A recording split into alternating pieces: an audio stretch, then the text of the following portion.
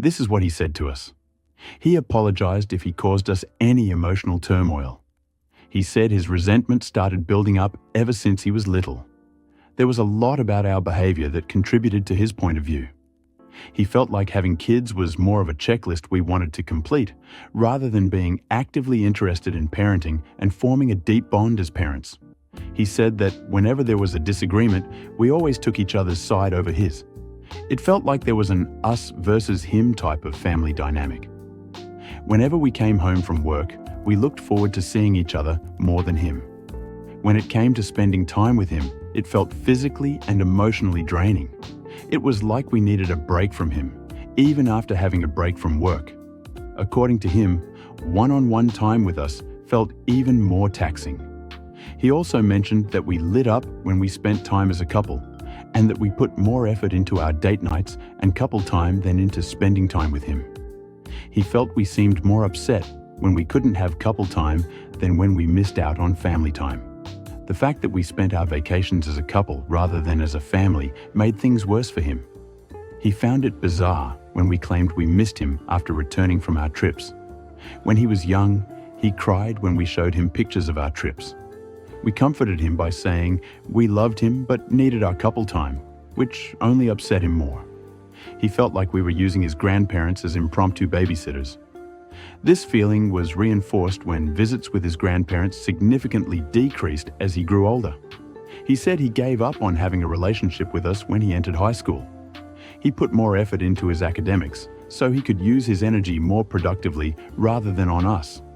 He wasn't surprised we didn't notice, since we had never formed a close bond with him.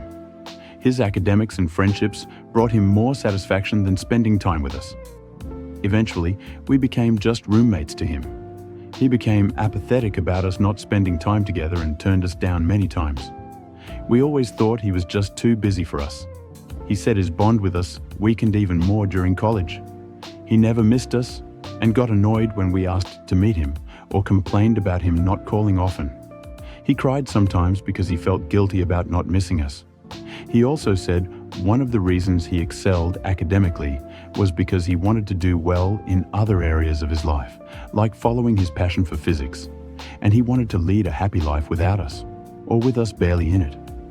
At that moment, he started tearing up. It still hurts him that his success was driven by his desire to get away from us. He said he felt free when he went to college, and now, as he's soon going to grad school on the other side of the country, he has realized a lot of new things in the past few months. He concluded by stating what he wants for the future. He said he is very grateful for what we did for him, such as paying for college. He will financially support us if we ever need it or be present during an emergency or family crisis. Aside from that, however, we are not a priority in his life at all. We shouldn't expect or demand phone calls or visits from him anymore. He said he shouldn't be forced to maintain a strong relationship with us because we never nurtured it while raising him. He stated that, family or not, no adult is obligated to have or maintain a relationship with any other adult. He explained that he felt stuck in a relationship with us that he didn't want until he became independent, and he no longer regrets his decision. He said that, at the end of the day, we chose to be his parents, not the other way around. We could have found ways to bond with him, to find common ground and activities we could enjoy together, so that being his parent didn't feel like a burden.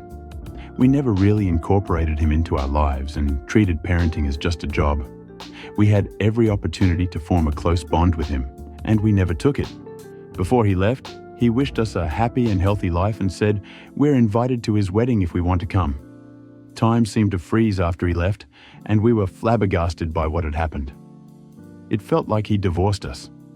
My door is always open to him, and I hope that one day he can forgive us for the way we treated him. However, I don't know how to move on from this potentially permanent estrangement. Any suggestions? Thank you for reading this.